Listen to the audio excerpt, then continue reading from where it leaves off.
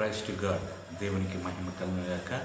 ప్రభు అయిన యేసుక్రీస్తు నామములో worship and Bible study live ప్రోగ్రాంకు మిమ్మల్ని అందరినీ ప్రేమతో ఆహ్వానించినాను. మీకందరికీ వందనాలు తెలియజేస్తున్నాను. ప్రార్థనతో ఈ లైవ్ ప్రోగ్రాంను ప్రారంభించుకుందాం. ప్రార్థన చేస్తున్నాం. మహాగణుడా దేవ, అద్భుతకర యేసయ్య నీకు వందనాలు. మరి గత దినమంతా మమ్మల్ని కాపాడి మరలా ఈ దినాన్ని మాకు అనుగ్రహించి మీరే ఈ లైవ్ ప్రోగ్రాంకి అధ్యక్షులు నడిపిస్తున్నందుకు నీకు వందనాలు. మరి ఈ లైవ్ ప్రోగ్రాం ద్వారా నీ ఉద్దేశాన్ని మాకు తెలియజేస్తూ మమ్మల్ని నడిపిస్తూ బలపరుస్తూ స్థిరపరుస్తున్న విధానాన్ని బట్టి కూడా నీకు వందనాలు, స్తోత్రాలు తెలియజేస్తున్నాం. మీరే మా ద్వారా మహిమ పొందుకోండి. మరి ఈ లైవ్ ప్రోగ్రాం అంతట్లో మొదటి నుంచి ఆఖరి దాకా మీరే తోడుగుండి నడిపించి మహిమ పొందుకోండి. మా అందరితో మీరు మాట్లాడమని యేసు నామం అడిగి వేడుకొని పొందిన నామ తండ్రి, ఆమేన్. మొదటగా మరి పాటలు పాడుకొని దేవుని మహిమపరుస్తాం. మరి మొదటగా నా భార్యని ఫీబీ మనకు వచ్చి పాట పాడుతున్నాగా మనం అందరము ఏకీభవిద్దాం.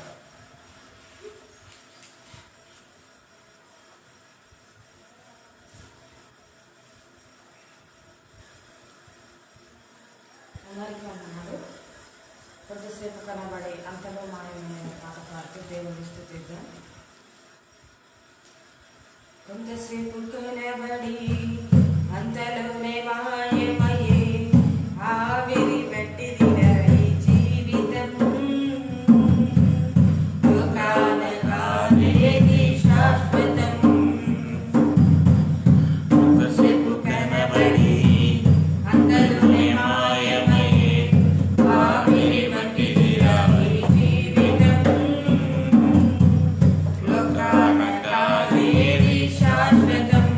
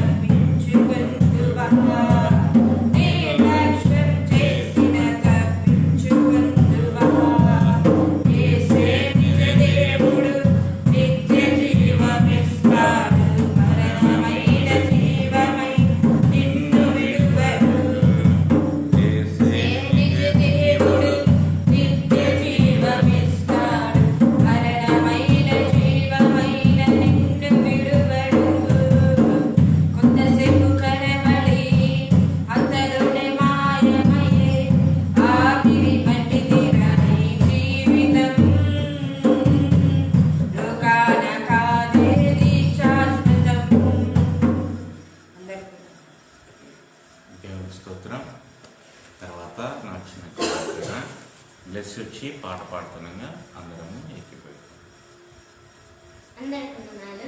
ఆలయంలో ప్రవేశించండి అందరూ అని పాట పాడుకొని దేవుని స్తుతిద్దాం.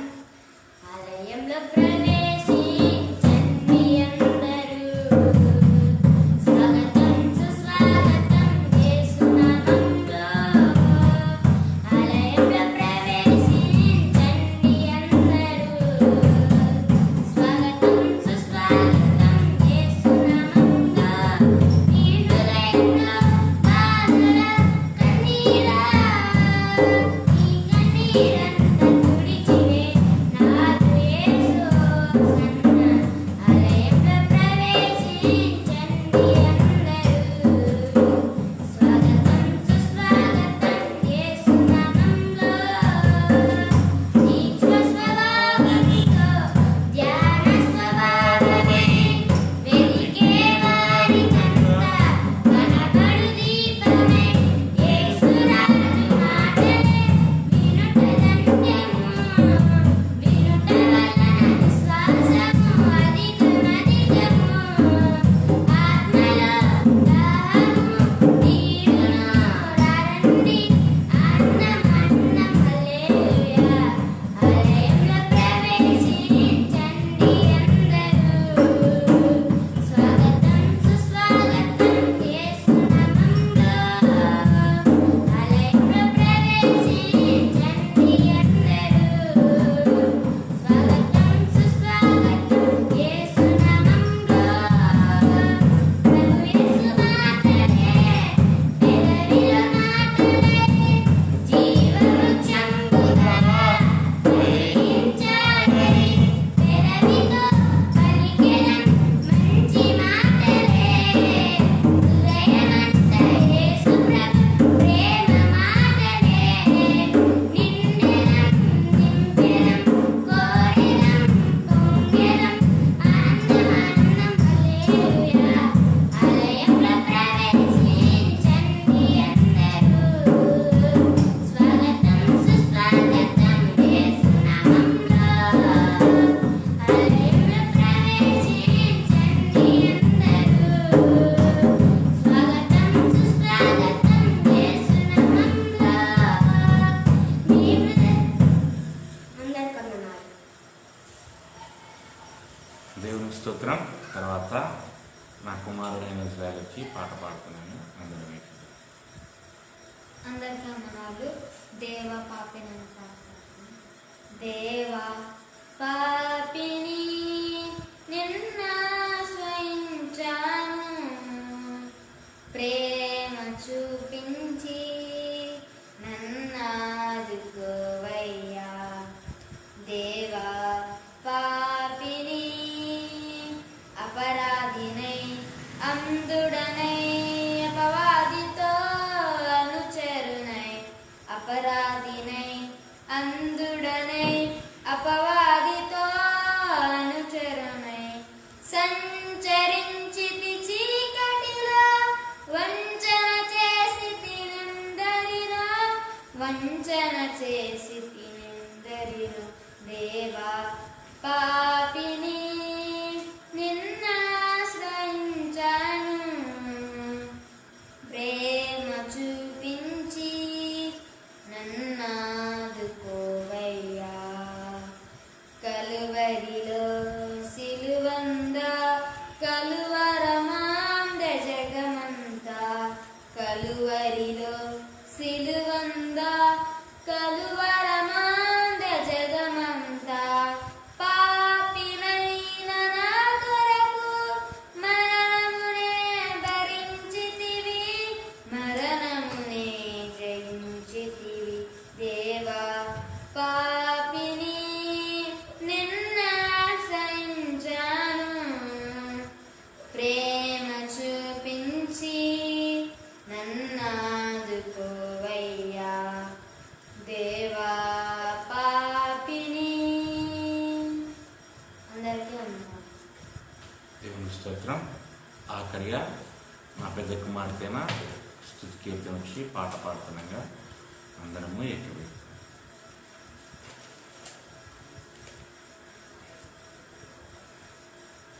అందరికీ వందనాలు. ఎల్లప్పుడూ స్తోత్రం ఎల్లప్పుడూ స్తోత్రం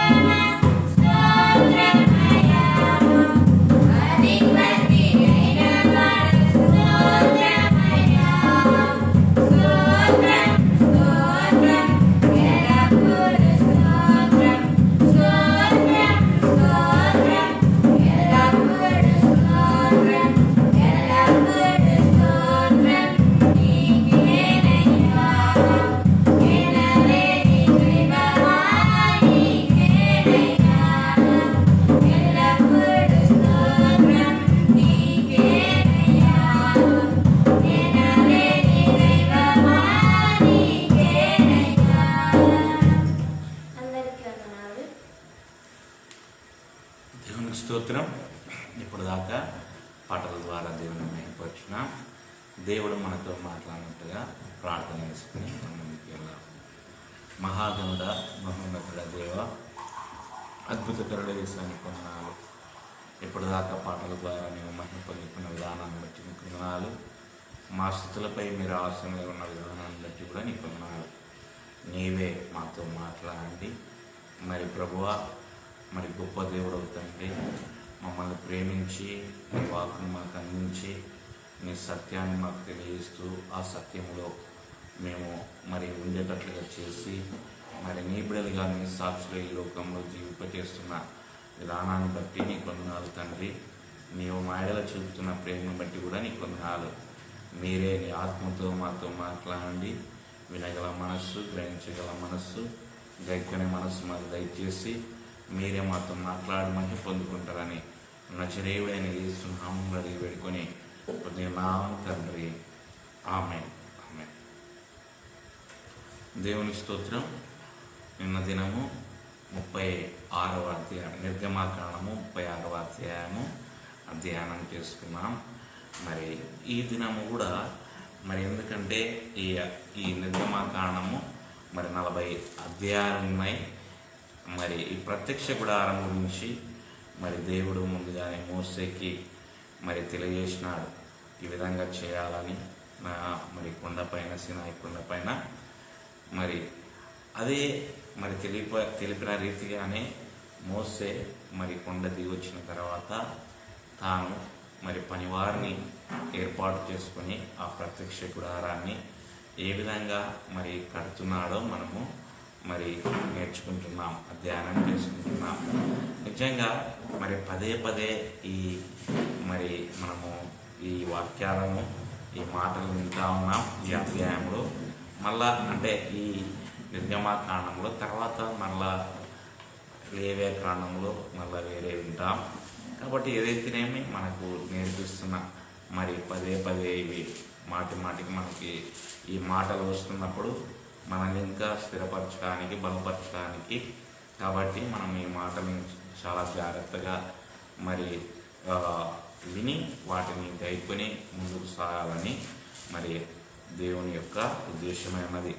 అందుకే మరి ఈ స్థలము మరి పరిశుద్ధ స్థలం ఆయనకు నిర్మించాలని దేవుడు కోరుకున్నాడు. మరి ఎందుకంటే ఆయన వసించాలని, ఆయన వారి మధ్యలో ఉండి వారు నడిపించాలని, వారితో సహవాసం కలిగినారని, వారు తమంతకు తామే మరి వారు కూడా ఏమైనారో, మరి దేవుడు కూడా ఎటువంటి వాడో, మరి దేవునికి మరి ఇశ్రాయేలు ప్రజలకు ఉన్న తేడాను వాళ్ళు గ్రహించి వాళ్ళు కోరుకుని ఆయన దగ్గరికి రావాలి అనే ఉద్దేశంతో ఈ మందిర నిర్మాణం, ప్రత్యక్ష గుడారం మరి నిర్మించాలని దేవుడు ఆజ్ఞాపించాడు. నిజంగా పనివారిని మోసే పిలుచుకొని బెసాలేలు, అహోలీయాబును పిలిచినప్పుడు వాళ్ళు నిజంగా దేవుని పిలుపు కలిగిన వారుగా ఉన్నారు. వాళ్ళు కూడా దేవుని ఆత్మ కలిగిన వారుగా ఉన్నారు, పని చేయ సామర్థ్యం కలవారుగా ఉన్నారు. నిజంగా ఇప్పుడు పౌలు కూడా మన కొత్త నిబంధనలు చూస్తే మరి సామర్థ్యం గల మనుషులనే నీవు, నమ్మకమైన వారిని నీవు ఏర్పరచుకొని మరి ఈ సువార్తను అంటే ఈ పనిని అప్పగించు అన్నట్లుగా, అదే రీతిగా మరి వీళ్ళు కూడా సామర్థ్యం గలవారు, మరి నమ్మకంగా ఉండేవారు, దేవుని పిలుపు కలిగిన వారు. కాబట్టి మరి దేవుని ఆత్మ జ్ఞానము వివేకము మరి వాళ్ళకి దేవుడు అనుగ్రహించున్నాడు, ఆ హృదయాలు ఉన్నాయి. కాబట్టి దేవుడు వాళ్ళు ఎన్నుకున్నప్పుడు వాళ్ళు కూడా గుర్తించి ఆ పని చేయడానికి వచ్చినప్పుడు ఇశ్రాయేలు ప్రజలకు దేవుడు ఆజ్ఞాపించినట్టుగానే వాళ్ళు కానుకలు తెచ్చినప్పుడు, అర్పణలు తీసుకుని వచ్చినప్పుడు మరి ఆ పనికి మరి తగ్గట్టుగా అంటే తగినంత కంటే ఇంకా వాళ్ళు ఎక్కువ తెస్తున్నప్పుడు అది కూడా వాళ్ళు గమనించి మోసేకి తెలియజేసి వారు అర్పణలు తేకుండా కూడా ఆపినట్టుగా మనము నిన్న దినం కూడా చూసుకున్నాం. మరలా మరి దేవుడు వాళ్ళు మరి ఆ పని మరి చేసిన వాళ్ళ ప్రజ్ఞ గల వారు ఏం చేసినారంటే మందిరాన్ని 10 తెరలతో మరి చేసినారు. నిజంగా మనం గమనిస్తే మందిరం పైన కావాల్సిన తెరలు యాక్చువల్ 4 రకాలు ఉన్నాయి. ఆ 4 రకాల తెరల గురించి మనము నిన్న దినము చూసుకున్నాం. తర్వాత మరి పలకల గురించి కూడా చూసుకున్నాం. అదే రీతిగా మరి మనము ద్వారము చూసుకున్నాం, అడ్డతెర, మరి పరిశుద్ధ స్థలము, అతి పరిశుద్ధ స్థలము వేరుపరిచేదిగా అడ్డతెర ఉన్నట్టుగా కూడా మనము చూసుకున్నాం. ఒక్కసారి వాటి యొక్క మరి అవి ఏం తెలియజేస్తున్నాయో, అవి మనకి ఏం నేర్పిస్తున్నాయో ఒకసారి మనం జ్ఞాపకం చేసుకొని మనము ముందుకు వెళ్దాం. జ్ఞాపకం చేసుకున్నాం. మరి 10 తెరలతో మరి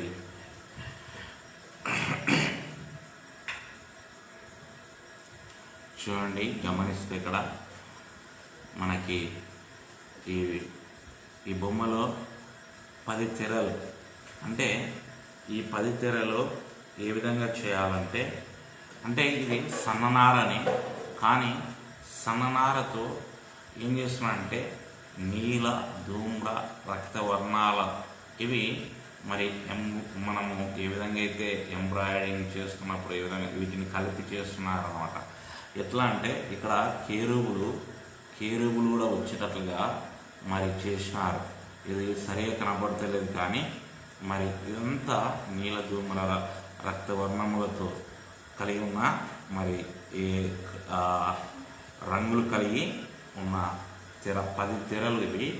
మరి 5 తెరలు వచ్చేసి మరి 5 తెరలు పరిశుద్ధ స్థలానికి, అతి పరిశుద్ధ స్థలానికి 5 తెరలు ఈ విధంగా ఉంటాయి. మరి ఈ 10 తెరలు వచ్చేసి మరి ఈ విధంగా మరి ఉంటాయి. మొట్టమొదటగా మరి ఇది ఎందుకంటే ఇది మరి లోపలి భాగంలో, అంటే లోపలికి వెళ్ళినప్పుడు పైకి చూస్తే కేరుబులు మరి కనపడి ఇదే కనపడుతుంది. ఈ యొక్క మరి ఆ కలర్స్ ఏం తెలుస్తాయంటే కేరుబులు ఎక్కడుంటారు మరి మనం గమనిస్తే దేవుని సింహాసనం ఉన్న చోట ఉంటారు. అంటే దేవుని ప్రత్యక్షతను కలిగిన వారు, దేవుని దూతలు కేరుబులు. కాబట్టి మరి ఇక్కడ ఏంటంటే దేవుని ప్రత్యక్షతను కలిగి ఉన్నవారు, అంటే ఇశ్రాయేలు ప్రజలు కూడా మరి వాళ్ళు కూడా దేవుని ప్రత్యక్షత కలిగి, అంటే ఏ విధంగా అయితే దేవదూతలు దేవుని సన్నిధిలో ఉన్నారో అటువంటి సన్నిధిని మరి వీళ్ళు కూడా కలిగి ఉండాలి. అదే రీతిగా మనం కూడా మరి కలిగి ఉంటాం. నిజంగా కేరుబులు అనేటివి యెహోవా సన్నిధికి రాకుండా అడ్డుపడేటివి. మనం గమనిస్తే ఏదైనా తోటలో నుండి ఆదాము అవ్వలను బయటికి పంపిన తర్వాత ఆ ఏదైనా తోటకు కేరుబులను అక్కడ కాపలుగా ఉంచాడు. ఎందుకంటే ఎవరు కూడా మరలా దానిలోకి రాకూడదు. అంటే కేరుబులు మరి దేవుడు ఏర్పాటు చేసిన స్థలంలో, అంటే ఆ స్థలానికి వచ్చినామంటే ఆ స్థలాన్ని మనం కూడా మరి రేపు దేవుని దూతలతో పాటు దేవుని సన్నిధిని అనుభవించే మరి తత్వాన్ని మనకు రేపు అనుగ్రహించబోతున్నాడు. అంటే ఆ విధంగా మనము తయారు కావాలంటే మరి ఆ విధంగా మనము అవుతాం. ఆ విధంగా దేవుని సన్నిధిలో కేరుబులు ఏ విధంగా మరి కలిగి ఉన్నారో అదే రీతిగా మనం కూడా రేపు మరి దేవుని సన్నిధిలో కేరుబులతో, దేవదూతలతో పాటు మనం కూడా దేవుని సన్నిధిని అనుభవిస్తాం అని ఈ యొక్క మొదటి తెర, అంటే ఇది 10 తెరలు కలిగి ఉంటాయి. ఇది ఒక మొదటి తెర. మరి తర్వాత రెండో తెర మనం గమనిస్తే, రెండో తెర ఇది మేకపు రెండుకలతో చేయబడిన తెర. ఇది మేకపు రెండుకలతో చేయబడిన తెర.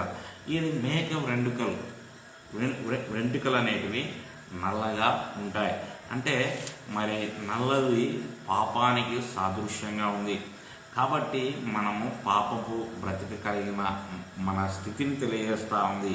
కాబట్టి అటువంటి స్థితి నుండి దేవుడు మరి విడిపించడానికి మనము చూస్తే లేవియా కాండంలో పాపానికి మరి అక్కడ 2 మేకలను ఏర్పాటు చేసుకోమని తెలియజేస్తాడు. ఒక మేకను వచ్చేసి మరి ప్రధాన యాజకుడు వాటి తలపైన మరి అందరి పాపాలు మోపి దానిని దహన బలిగా అర్పించాలని తెలియజేస్తాడు. రెండో దానిని కూడా మరి దాన్ని అర్పించిన తర్వాత రెండో దానిని కూడా పాపాలు మోపి దానిని మరి అరణ్యంలో వదిలిపెడతాడు. అంటే ఇక్కడ ఏం తెలియజేస్తున్నా అంటే 2 మేకలు మరి ఇక్కడ, అందుకే ఇది 11 తెరలతో ఉంటుంది. 11 తెరలు అంటే ఇక్కడ 2గా విడిపోతుంది అన్నమాట. ఇది మేక రెండుకలు అనేది. అందుకే ఒక తెర 11 తెరలు కలిగి ఉంటుంది. రెండోది ఎన్ని తెరలు కలిగి ఉంటుంది అంటే 11 తెరలుగా ఉంటుంది. 6 తెరలు ఒక భాగం అవుతుంది, 5 తెరలు ఒక భాగం అవుతుంది.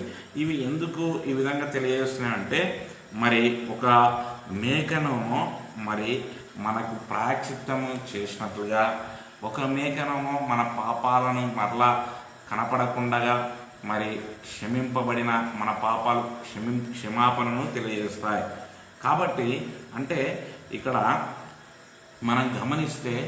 మరి దేవుడు మన పాపానికి ఆయన ప్రాయశ్చిత్తము అవుతాడని, అదే రీతిగా మన పాపాలకు క్షమాపణ అనుగ్రహిస్తాడని మరి తెలియబడుతుంది.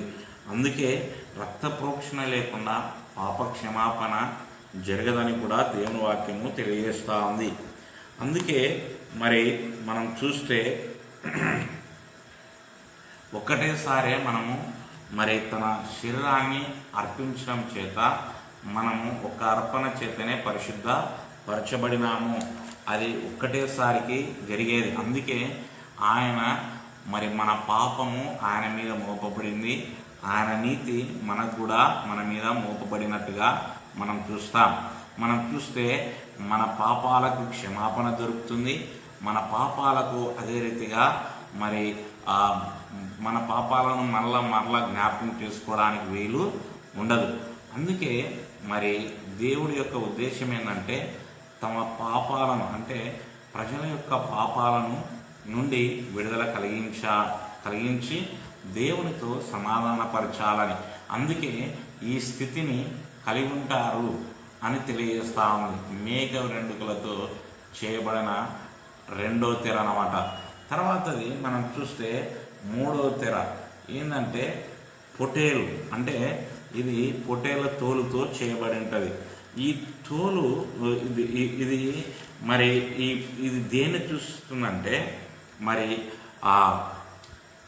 చూడండి, యేసుక్రీస్తు మనము పొటేల్ని గమనిస్తే అబ్రహాము తన కుమారుణ్ణి మరి దహన బలిగా అర్పించమన్నప్పుడు అప్పుడు అబ్రహాము దేవుడు చెప్పినట్టుగానే మోరియా పర్వతం మీదకి ఇస్సాకును తీసుకెళ్ళి మరి తన కుమారుణ్ణి ఆ దహన బలిగా అర్పిస్తున్నప్పుడు మరి దేవుడు మరి అబ్రహామును ఆపి మరి అతనికి బదులుగా మరి ఆ పొటేలు అక్కడ పొటేల్ని అర్పించుతాడు. అక్కడ ప్రభు అయిన యేసుక్రీస్తుకు సాదృశ్యం. అంటే అదే రీతిగానే యేసుక్రీస్తు కూడా మన కొరకు ఆయన తన రక్తాన్ని చిందించడం ద్వారా మన పాపం స్థితి విడుదల కలుగుతుందని తెలియజేస్తుంది. అంటే మన పాపం స్థితి ఆయన మరణము ద్వారా పాపానికి క్షమాపణ, పాపము నుండి విడుదల పొందుతాము అని తెలియజేసేది ఈ మూడో తెర. అంటే మనము గమనించాలి, అంటే యేసుక్రీస్తు మన పాపాలకు కొరకు ఆయన చనిపోయినాడని, ఆయన రక్తం ప్రోక్షణ లేకుండా పాపానికి అంటే రెండోది పాపం కలిగిన మనకు క్షమాపణ కలిగితేనే మరి మనము మరి ఈ సహవాసం కలిగి ఉంటామన్నట్లుగా తెలియజేస్తూ ఉంది. కాబట్టి మరి ఆఖరి తెర ఏంటంటే పైన మనం చూస్తే ఇది ఆఖరిగా మరి చూస్తే ఇది ఏం తెలియజేస్తుందంటే ఇది సముద్ర వత్సల తోలు. ఇది చాలా చూడడానికి అందవికారంగా ఉంటుంది. ప్రభు అయిన యేసుక్రీస్తు కూడా మన పాపాల కోసం ఆయన బలి అయ్యి అంటే పాపిగా ఉన్న మనల్ని మన కోసం బలి అయిపోయి ఆయన స్వరూపము ఆయన చూడడానికి కూడా అందంగా లేడు. ఆయన మరి ఆ విధంగా ఆయన తయారైపోయాడు. అందుకే ఆయన మరి దేవుని ఎదుటనేమో మరి బాగా పెరిగాడు. కానీ మరి ఆయనని కల్వరి శిలువలో అంటే అప్పగించినప్పుడు ఆయన కొట్టినప్పుడు ఆయన ముఖము స్వరూపమైనను సొగసైనను లేకుండా తయారయ్యాడని చూపించేది ఈ తెర.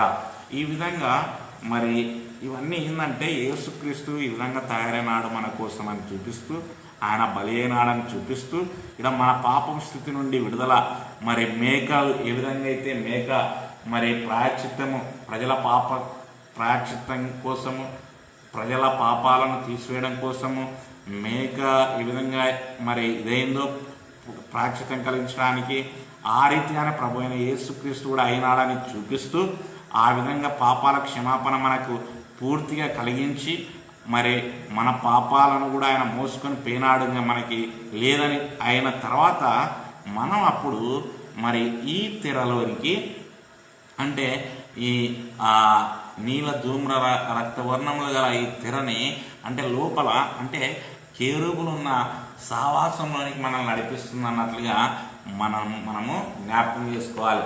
మరి ఫస్ట్ ఆయన ఏ విధంగా తయారనంటే మన కోసము స్వరూపం లేనివాడుగా, సొగసు లేనివాడుగా, ఎందుకంటే ఆయన కొట్టబడి గుద్దబడి ఉమ్మివేయబడ్డాడు. మన కోసం ఆయన మరి అందవికారం అయిపోయినాడు. ఆయన తన రక్తమంతా కార్చి మరి ఆయన మన పక్షంగా ఆయన్ని మనకు బదులుగా ఆయన రక్తాన్ని కార్చినాడు. మన పాపాల క్షమాపణ కలిగించినాడు.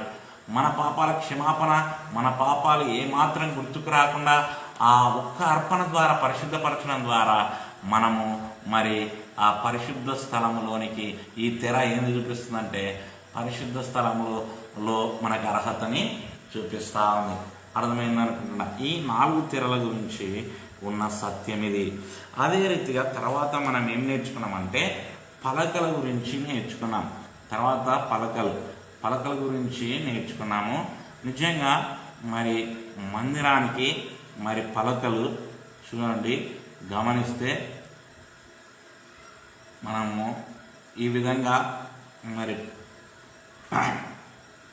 పలకలు ఇటు సైడ్ 20, ఇటు సైడ్ 20. మరి అంటే ఇది దక్షిణం వైపు, ఇది ఉత్తరం వైపు. ఇది 20 పలకలు ఉంటాయి, ఇక్కడ 20 పలకలు కూడా ఉంటాయి. ఈ పలకలు ఒకదానితో ఒకటి కనెక్షన్ ఉంటుంది. అంటే ఈ పలకలు తుమ్మకర్రతో చెప్పండి, బాగా వినండి. తుమ్మకర్రకి మరి గోల్డ్ అంటే బంగారుతో పొదిగినారు. అంటే ఈ తుమ్మకర్ర మరి మనుష్య స్వభావం మనం అంటే మనల్ని చూపిస్తుంది. ఏమైనామంటే దైవత్వాన్ని మనం కలిగి ఉండి, అంటే దేవుని యొక్క నీతిని కలిగి ఉన్నాం. మరి కింద వచ్చేసి వెండి దిమ్మలు ఉంటాయి. వెండి అంటే ఆయన మనకు విమోచన ధనం, అంటే విమోచన క్రయధనంగా తన ప్రాణాన్ని అర్పించకపోతే మనం ఇక్కడ పరిశుద్ధ స్థలంలో నిలబడలేమన్నమాట. అంటే ఇది సంఘానికి సాదృశ్యంగా ఉంది. ఇదంతా విశ్వాసులకు సాదృశ్యం అన్నమాట చుట్టూ.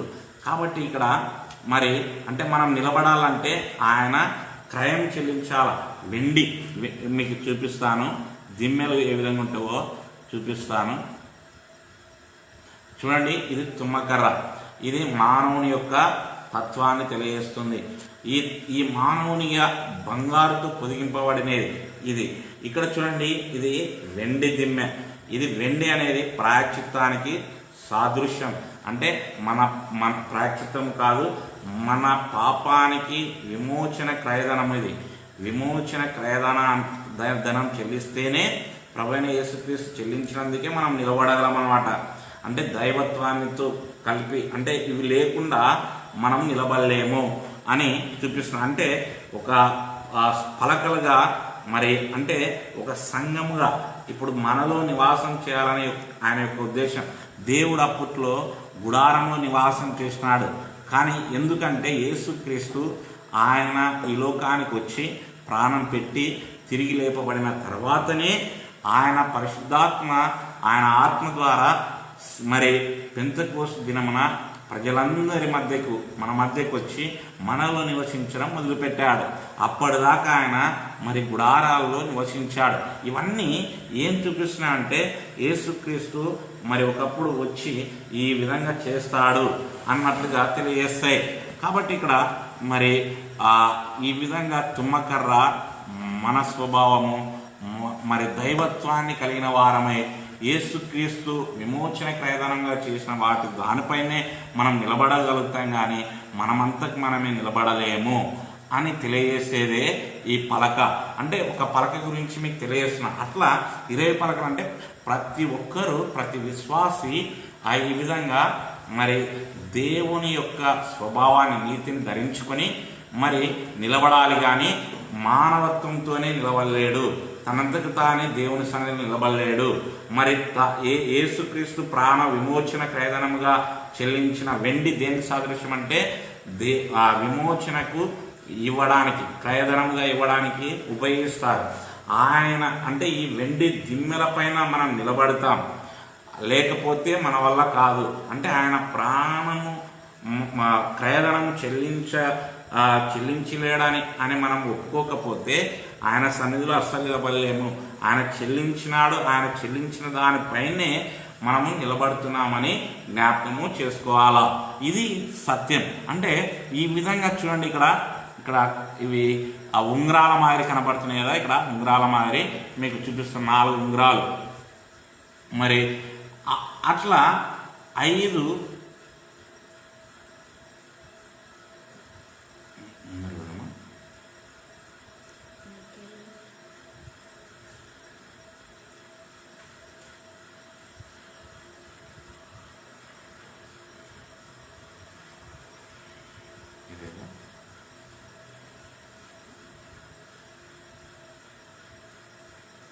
మీకు చూపిస్తాను. 5 ఉంగరాలు కలిగి ఉంటాయి. ఇక్కడ చూడండి, ఇక్కడ బాగా గమనిస్తున్నారా, ఇక్కడ 5 అడ్డకర్రలు చేయాలి. ఈ కర్రలు ప్రతి పలకకు మరి ఇక్కడ ఉంగరాలు ఉంటాయి. ఇట్లా ప్రతి పలకకు ఉంగరం ఉంటుంది. ఇట్లా మరి 4 ఉంగరాలు ఉంటాయి బయటికి. ఇక్కడ లోపల మాత్రం ఒక ఉంటుంది. ఇక్కడ కూడా అడ్డకర్ర దూరేటట్లుగా. ఇది మరి అన్నిటిని కలిపేటట్లుగా, అంటే మనము ఏకత్వంగా విడిపోకుండా ఉండేటట్లుగా చూపిస్తా ఉంది ఈ అడ్డకర్రలు. నిజంగా ఈ 5 మరి మనం చూస్తే సంఘానికి అవసరం. అపోస్తులు, ప్రవక్తలు, మరి సువార్థికులు, మరి అదే రీతిగా కాపర్లు, ఉపదేశకులు, మరి వీటి చేత మరి నిలకడగా నిలబడగలుగుతాం. కాబట్టి ఇవి తెలియజేస్తా ఉన్నాయి. ఈ 5 ఇక్కడ చూడండి, ఇక్కడ కనబడుతున్నాయి ఈ ఉంగరాలు. ఈ అడ్డకర్రలు చునిపినారు, అంటే ఉంగరాల్లోకి చునిపినారు ఇక్కడ చూడండి. కాబట్టి ఈ విధంగా మరి ఉంటాయి. ఇక్కడ మరి ఇది అడ్డతెర. ఇది అడ్డతెర ఏ విధంగా చేయబడిందంటే నీల ధూమ్ర రక్త వర్ణములతో చేయబడింది. సన్ననారదే మరి కేరుబులు అన్నమాట. ఇవి కేరుబులు. ఇదే రీతిగానే పైన ఉంటుంది. ఇది ఆపోజిట్గా పైన మరి ఉంటుంది ఆ తెర. ఇక్కడ కూడా సేమ్ అన్నమాట. ఈ తెర ఈ విధంగా చేయబడి ఉంటుంది.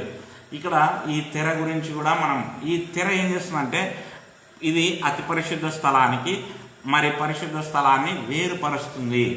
ఈ తెర అతి పరిశుద్ధ స్థలంలోనికి వెళ్ళాలంటే తెరను దాటుకుని రావాలి.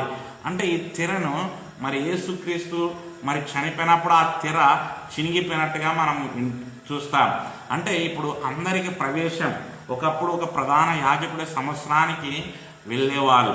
కానీ ఇప్పుడు యేసుక్రీస్తు ద్వారా ప్రతి ఒక్కరం మనము దేవుని సన్నిధిని చేరుకోగలము. మనము ప్రతి ఒక్కరము దేవుని సన్నిధికి ధైర్యంగా చేరుకొని ప్రార్థించగలము.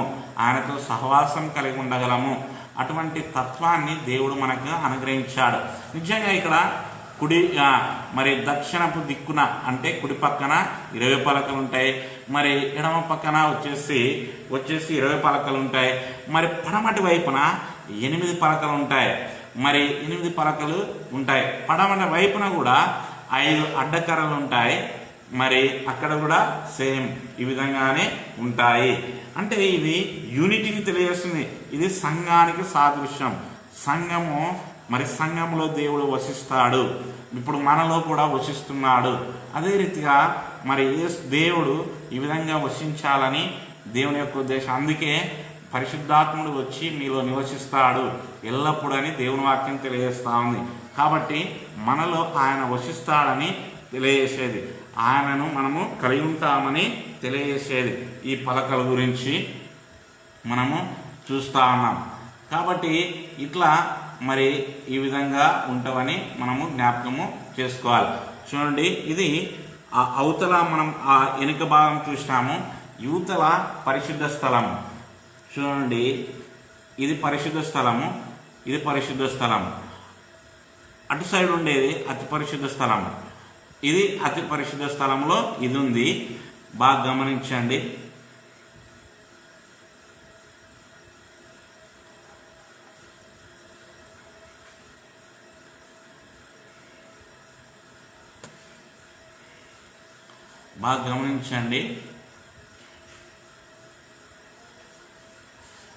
ఇది పరిశుద్ధ స్థలం, ఇది పరిశుద్ధ స్థలం. ఇక్కడ మరి ఈ పరిశుద్ధ స్థలాన్ని అతి పరిశుద్ధాలను వేరు చేసేది ఇది అడ్డతెర. ఈ అడ్డతెరలో మరి 4 నిలువు పలకలు ఉన్నాయి. ఇక్కడ ఈ 4 నిలువు పలకలు కూడా మరి తుమ్మకర్రతో చేయబడి మరి బంగారుతో పొదిగింపబడి ఉంటాయి. ఇక్కడ వెండి దిమ్మలు, ఇక్కడ కూడా ఇవి కూడా వెండి దిమ్మలే. ఇవన్నీ ఇవి వెండి అంటే ఇందాక చెప్పినాను కదా, క్రయధనముగా వాటిపైనే మనము ఆ దేవుని ఎదుట నిలబడాలంటే యేసుక్రీస్తు ప్రాణ విమోచన క్రయధనము లేకుండా మనం ఆయన ఎదుట నిలబడలేం. ఆయన దైవత్వాన్ని, ఆయన నీతిని మనం కలిగి ఉండి మనము ఆయన సన్నిధిలో నిలబడం కానీ మన వల్ల అయితే కాదు అని తెలియజేసేటివి అనమాట. ఇక్కడ ముందర భాగము ఇది కూడా తెర, ఇది కూడా తెర. ఇక్కడ ఐదు ఉంటాయి స్తంభాలు, ఇక్కడ 4 ఉన్నాయి, ఇక్కడ 5 ఉంటాయి. ఇవి ఇక్కడ వచ్చేసి బయట భాగం కాబట్టి బాగా గమనించండి. ఇది బయట భాగం. బయట భాగంలో ఏమవుతుందంటే చూడండి, మీకు అర్థమవుతుంది. బయట భాగము ఏం తెలియజేస్తుంది అంటే, బయట భాగము ఇది బయట భాగంలో ఇదంతా ఆవరణం. ఇక్కడ అన్ని ఇత్తడితో తయారు చేయబడిన వస్తువులు మాత్రమే ఉంటాయి. ఇది కూడా ఇత్తడి, ఇవి దిమ్మలు వచ్చేసి ఇత్తడివి. పై వచ్చేసి మరి కర్రకి బంగారే పొదగబడిన మరి స్తంభాలు ఉంటాయి. తర్వాత పైన వెండి ఉంటుంది. అంటే ఇక్కడ ఇత్తడి అనేది జడ్జిమెంట్. అంటే ఇత్తడి దేనికి సాదృశ్యం అంటే న్యాయంగా అంటే తీర్పుకు సాదృశ్యం. మనం తీర్పు పొందిన తర్వాతనే ప్రవేశం అవుతుంది అన్నమాట, లోపలికి అతి పరిశుద్ధ స్థలంలోకి వెళ్ళగలుగుతాం. అంటే ఇక్కడ అంత తీర్పే. ఇక్కడనేమో మన పాపాలకు బలిపీఠం దగ్గర ప్రాయశ్చిత్తం జరగాలి. తర్వాత మన పాపాలకు మళ్ళా మనము ఒప్పుకొని విడిచిపెట్టబడి తర్వాత మళ్ళీ ఇక్కడ ఇవన్నీ మరి ఇదంతా ఇక్కడ ఇది అవుట్ సైడ్, ఇది బయట ఆవరణం అంతా మరి ఇత్తడితో చేయబడిన వస్తువులు మాత్రమే ఉంటాయి. ఈ పరిశుద్ధ స్థలంలో మాత్రం బంగారుతో వెండితో చేయబడిన వాటివి ఉంటాయి. అర్థమవుతుంది అనుకుంటా. అతి పరిశుద్ధ స్థలంలో అయితే బంగారుతో చేయబడినవి అంటే తుమ్మకర్ర, బంగారు ఉపయోగించబడి ఉంటాయి.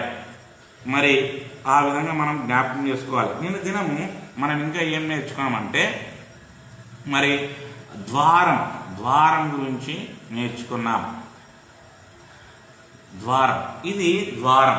నిజంగా మరి ఈ ద్వారము ఒకటే ఉంటుంది. దీని ద్వారా మాత్రమే లోపలికి ప్రవేశించాలి. మరి యేసుక్రీస్తు కూడా నేనే మార్గము, సత్యము, జీవమునై ఉన్నానన్నాడు. నా ద్వారా తప్ప ఎవడు కూడా పరలోకానికి తండ్రి యొద్దకు చేరలేడని తెలియజేసినాడు. కాబట్టి దీని ద్వారానే మనం లోపలికి వెళితేనే దహన బలిపీఠం ఉంటుంది, తర్వాత గంగాళం ఉంటుంది. అంటే ఇవి మనం ఎదుర్కోవాల్సిందే. ఇవన్నీ ఎదుర్కొన్న తర్వాత పరిశుద్ధ స్థలంలో ప్రవేశిస్తాం. పరిశుద్ధ స్థలంలోని ప్రవేశించిన తర్వాత అతి పరిశుద్ధ స్థలంలోనికి వెళ్తాం. ఆ విధంగా మరి మొట్టమొదటగా ఇక్కడ నుంచి మనం లోపలికి వెళ్ళాల్సిందే. ఈ మార్గంలోనే వెళ్ళాలి. ఆయన్నే ద్వారం మనకి. కాబట్టి ఈ ద్వారం అనేది ఏ విధంగా చేయబడి ఉంటుందంటే ఇక్కడ కూడా ఒక తెర ఉంటుంది. 5 దిమ్మెలు ఉంటాయి. ఇవి వెండివి, పైవి ఇవి వెండివి, కింద వచ్చేసి మరి ఆ ఇత్తడి దిమ్మెలు. ఇవి పైవి మాత్రమే వెండివి. మరలా కర్ర, ఇవి నిజంగా బాగా గమనించండి. మరి ఇక్కడ కర్ర ఉంటుంది. మరి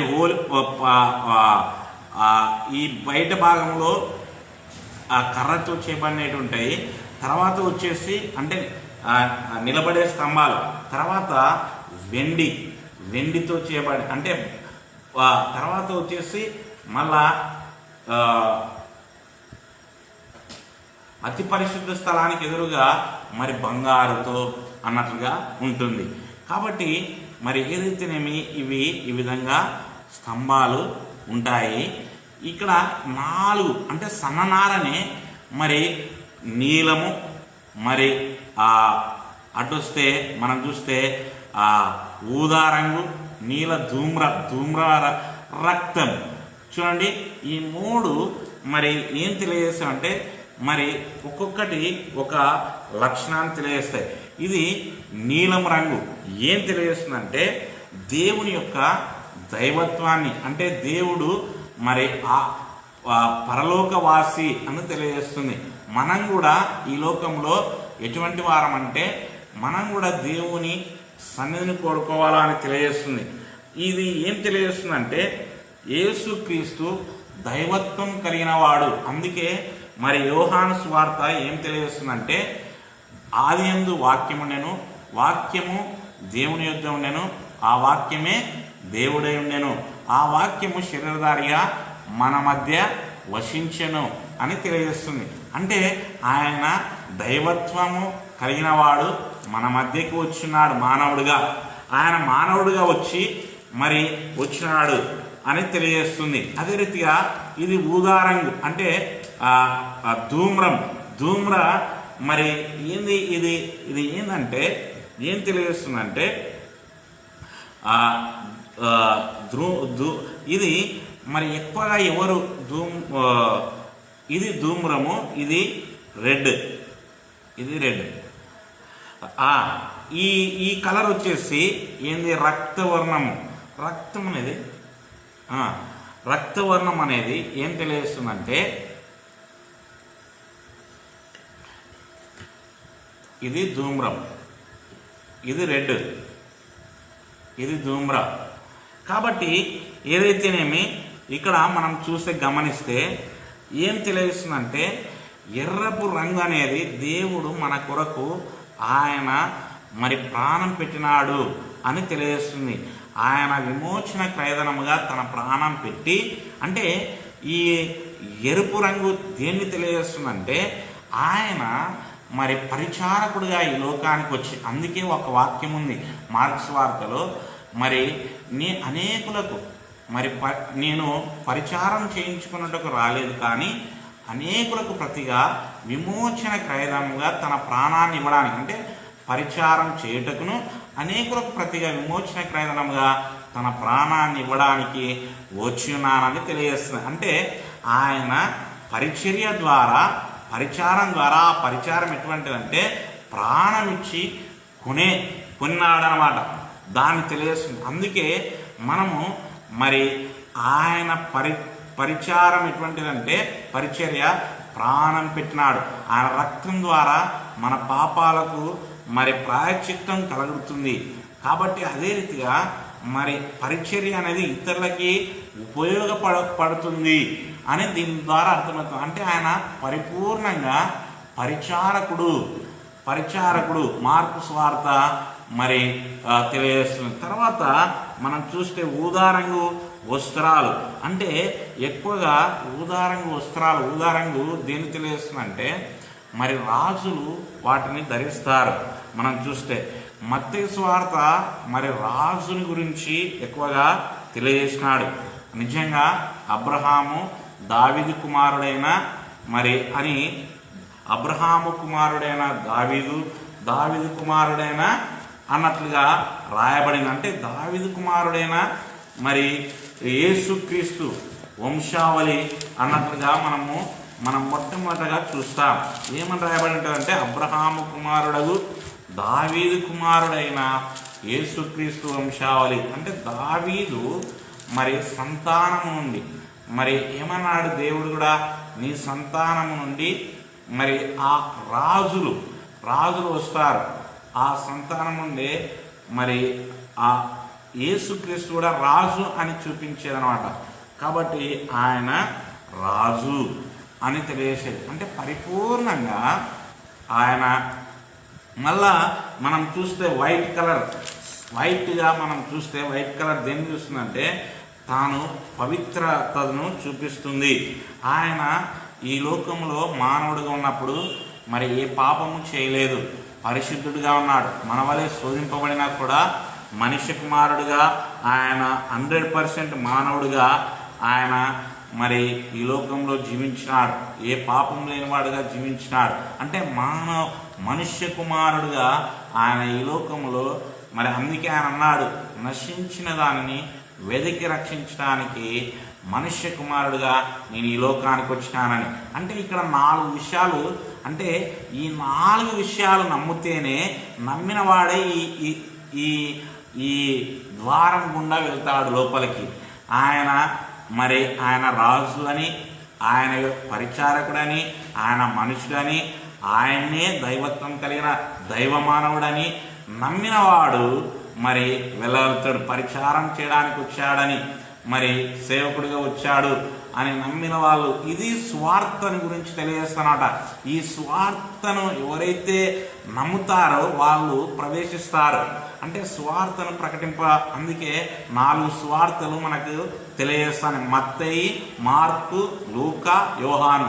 మత్తయి రాజు గురించి, మార్కు పరిచారకుడి గురించి, లూకా మనుష్య కుమారుని గురించి, మరి యోహాను మరి దైవత్వం గురించి, దైవమానవుడు, దైవం ఆయన అని తెలియజేసే ఈ 4 స్వార్థలను గురించి తెలియజేసేటివి 4 కలర్లు అన్నమాట. తెలుపు కాబట్టి అంటే సన్ననార తెలుపుగా ఉంటుంది. అదే రీతిగా మరి బ్లూ, ఇవన్నీ ఈ విధంగా ఈ తెర చేయబడి ఉంటుంది అని మనం జ్ఞాపకము చేసుకోవాలి. అంటే ఈ స్వార్థ ద్వారానే మనము లోపలికి ప్రవేశించగలం, ఈ ద్వారంలో ప్రవేశించగలం. లేకపోతే అందుకే నా ద్వారా తప్ప ఎవడు తండ్రి యుద్ధకు రాలేడన్నాడు.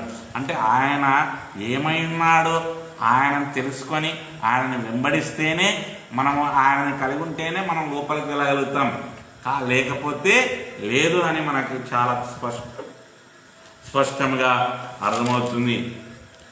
అదే రీతిగా తర్వాత మనం చూస్తే మనం ఇప్పుడు 37వ అధ్యాయాన్ని మనము అధ్యయనము చేసుకోబోతున్నాం. 37వ అధ్యాయాన్ని మనం అధ్యయనము చేసుకోబోతున్నాం. ఈ 37వ అధ్యాయంలో మొట్టమొదటగా నిర్గమాకాండము 37వ అధ్యాయము మనము అధ్యయనం చేసుకోబోతున్నాం. ఇప్పుడు 36వ అధ్యాయంలో ఏమేమి ఉన్నావో అవి మాత్రమే మనము చూసుకున్నాము.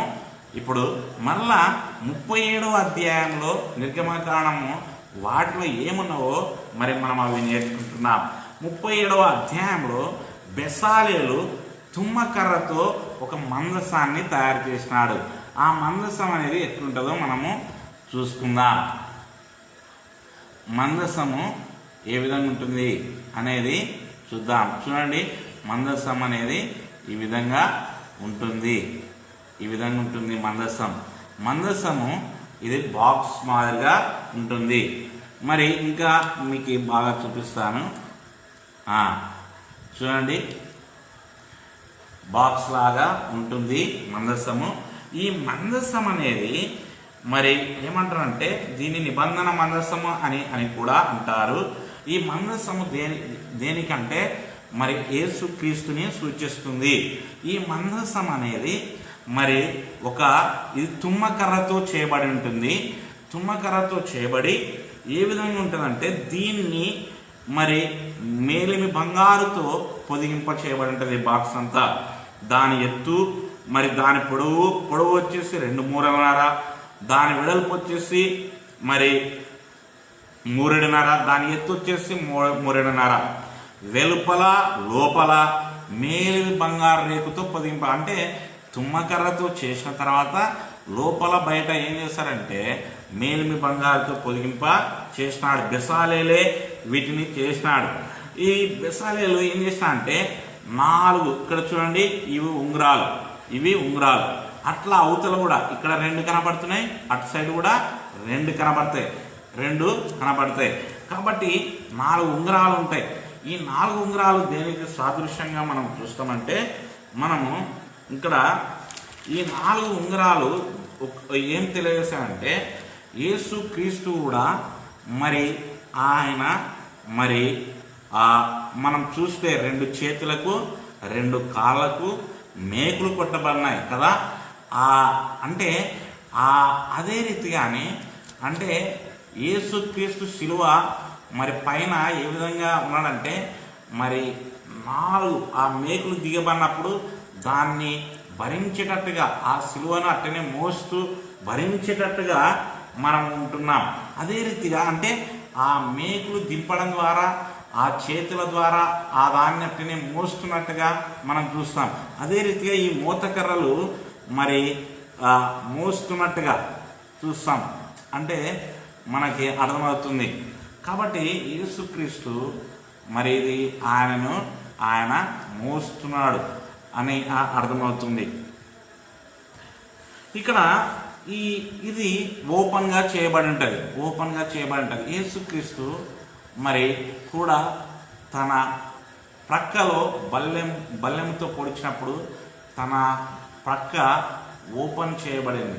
ఆ విధంగానే ఓపెన్గా ఉంటుంది. దీనిపైన కర్ణాపీఠం అనేది ఇట్లా మూయబడుతుంది. కర్ణాపీఠం ఇట్లా ఉంచినప్పుడు మరి ఉంచబడుతుంది. దీని లోపల ఏముంటాయంటే 3 ఉంటాయని నేను తెలియజేసినాను. అహరోను కర్ర, మరి మన్నాగల పాత్ర, అదే రీతిగా పలకలు ఉంటాయి. నిజంగా వీటి గురించి మనం గమనిస్తే మరి ఈ పలకల గురించి మరి దేవుని యొక్క నిబంధన మనము గమనిస్తే ఏమని రాయబడిందంటే ఈ యేసుక్రీస్తులో మరి దేవుని వాక్యం అనేది అంటే దేవుని నియమాలు చక్కగా అంటే సంపూర్ణంగా కలిగి ఉంటాడు. దేవుని నియమాలను ఆయన ఆ యాజకత్వాన్ని సంపూర్ణంగా నిర్వర్తించగలడు. అంటే అహరోను కర్ర ఏంటంటే దేవుడు అహరోన్ని ఎన్నుకొని నియమించినప్పుడు ఇశ్రాయేల్ ప్రజలు ఆ అధికారాన్ని తిరస్కరిస్తారు, దేవుడు నియమించిన దాన్ని. కాబట్టి మరి దేవుడు నేనే నియమించినానని వాళ్ళకి మళ్ళీ రుజువు చేసినప్పుడు మళ్ళీ వాళ్ళు వ్యతిరేకంగా తిరిగారు. ఆ రీతిగానే యేసుక్రీస్తు యొక్క యాజకత్వం కూడా సంపూర్ణమైనది. దేవుని యొక్క ఆజ్ఞలు పలకలు చూపిస్తున్నాయిదా, లా నియమాలు పర్ఫెక్ట్. అదే రీతిగా యేసు కూడా వీటన్నిటిని కలిగి ఉన్నాడు. మూడోదిగా మనం చూస్తే మన్నగల పాత్ర, ఆయన్నే మనకు జీవమై ఉన్నాడని తెలియజేస్తాం. అంటే ఆయనలోనే జీవం ఉంది, ఆయనలోనే న్యాయం ఉంది, ఆయనలోనే మరి యాజకత్వం కూడా ఉంది అని మనకి తెలియజేస్తాయి. మూడు విషయాలు దీంట్లోనే ఉంటాయి. అంటే యేసుక్రీస్తులో ఇవన్నీ పర్ఫెక్ట్గా మనం పొందుకోగలుగుతాము. అంటే యేసుక్రీస్తే మనకు ఇది కర్ణాపీఠం. ఇక్కడ వచ్చి దీనిపైన మరి ఇప్పుడు మీకు చూడండి, దీనిపైన ఇట్లా ఈ బాక్స్ పైన కర్ణాపీఠము ఉంది. ఇక్కడ మనం గమనిస్తే దీనిపైన ఇక్కడ ఇది ఇట్లా క్రౌన్ మాదిరిగా ఉన్నాయి, అంటే కిరీటాల మాదిరి ఇట్లా ఇదంతా ఉంది. అంటే దీని అర్థం ఏంటంటే మరి దేవుని అధికారం, అంటే ఇక్కడ మరి దేవుడు వసిష్ఠే స్థలం ఇక్కడ. అందుకే ఆయన మహిమ, ఆయన కేరుబుల మీద ఆసీనుడై ఉంటాడు అని తెలియజేస్తుంది. కర్ణాపీఠం అంటే ఈ కర్ణాపీఠం యేసు ప్రభువే మనకు ప్రాయశ్చిత్తమై ఉన్నాడు. ఆయన్నే మన ప్రాయశ్చిత్తము, ఆయన్నే మనకు జీవము, ఆయన్నే మనకు మరి ఆ నియమము, ఆయన్నే మనకు యాజకుడు, ప్రధాన యాజకుడు అని అన్ని తెలియజేస్తుంది వీటన్నిటిని గురించి. కాబట్టి మరి కేరుబులు తన మహిమను కప్పుతా ఉంటాయి. కాబట్టి మందసం గురించి మనం గమనిస్తే ప్రభు అయిన యేసుక్రీస్తు మరి మనకు ఇక్కడ కర్ణ అంటేనే, అంటే కర్ణ ఎందుకు ఇస్తారంటే శిక్ష. మరి మనం న్యాయంగా అంటే శిక్ష పడాలా, ఆ శిక్ష యేసుక్రీస్తు పొంది మన పక్షంగా అంటే మన అప్పుని ఆయన తీర్చినాడు. ఆయన్ని మనం పొందాల్సిన శిక్ష ఆయన పొంది మనకు లేకుండా చేసి మనకు ప్రాయశ్చిత్తము కలిగించినాడని తెలియజేసేది మరి కరుణాపీఠము. కాబట్టి దీంట్లో మరి ఇవన్నీ ఇది యేసుక్రీస్తునే చూపిస్తూ ఉంది. యేసుక్రీస్తే మన ప్రాయశ్చిత్తము, యేసుక్రీస్తే మనకు జీవము, యేసుక్రీస్తే మన ప్రధాన యాజకుడు, యేసుక్రీస్తే మన యొక్క ఆజ్ఞ, అంటే ఆయన నియమమే ఇప్పుడు ఆయన మాటనే. అందుకే నా ఆజ్ఞలు అనుసరించేవాడు నన్ను ప్రేమించినాడు అంటాడు. ఆయన ఆజ్ఞలే ఇప్పుడు ఆయన ఆజ్ఞలు పాటిస్తేనే మనం పరలోకానికి వెళ్తాం. ఆయన ఆజ్ఞనే, ఆయనలోనే ఇవన్నీ ఉన్నాయి అని తెలియజేసేది ఈ మందసం. ఇదంతా కలిపి మందసం అంటారు. కాబట్టి దేవుడు ఈ మాటలను దీవించినగాక. 37వ అధ్యాయంలో మందసం గురించి మనము చూసుకున్నాం. ఇంకా రేపు వీలైతే మరి రేపు బల్ల గురించి చూసుకుందాం. ప్రార్థన చేసుకొని మనం ముగించుకుందాం. మహాగణుడా దేవ, అద్భుతకరుడ యేసయ్యా నీకు వందనాలు. అవునైనా నీ మాటల యొక్క సత్యాలను మాకు తెలియజేస్తున్నావు, నీకు వందనాలు. నీవే మాకు నైనా మరి ప్రాయశ్చిత్తమైనవు, జీవమైనవు. మరి ప్రభువా నీవే మా ప్రధాన యాజకుడవు, నీవే మరి ప్రభా నీ ఆజ్ఞలు మరి ప్రభువా నిత్య జీవం కలిగినటివి, నీ ఆజ్ఞలు సత్యమైనటివి. మరి నీవే అని అవన్నీ నీలోనే పర్ఫెక్ట్గా ఉన్నాయని, మీ అందే అవి దొరుకుతున్నాయని మేము గుర్తించాం. మరి ప్రతిదినైనా మరి నీవే మాకు ప్రాయశ్చిత్తమైనావని తెలియజేశావు. ఇంకా సంఘముగా పలకల గురించి, సంఘము మరి ఏ విధంగా ఉంటుందో తెలియజేశావు. ప్రతిదీ ద్వారము కూడా మరి ప్రభువా ఏ విధంగా నీవు స్వార్థ ప్రకటిస్తున్నావు, ఆ ద్వారాల్లో ప్రవేశించాలని, నా ద్వారా తప్ప ఎవడు తండ్రి యొద్దకు చేరడని, నీవే మరి రాజు అని, నీవే మరి ఆ దేవుడవై ఈ లోకానికి వచ్చావని, మనిషి కుమారుడిగా వచ్చావని, నశించిన దాన్ని వెదకి రక్షించడానికి పరిచారకుడిగా సేవకుడిగా వచ్చావని తెలియజేశావు. ఎన్నో విషయాలు ఈ దినం మాకు నేర్పించినందుకు నీకు వందనాలు. ఉన్న వాక్యం వ్యర్థం కాకుండా మా జీవితాలు ఫలింపచేసి మాయం పొందుకోమని యేసు నామములో అడిగి వేడుకొని పొందినాము తండ్రి. ఆమేన్. ఆమేన్. దేవుని స్తోత్రం. మరలా రేపు ఇదే సమయానికి మరలా మనం కలుసుకుందాం. అంతవరకు దేవుని కృప మనకు తోడుగా ఉండి మనల్ని నడిపించును గాక. ఆమేన్. అందరికీ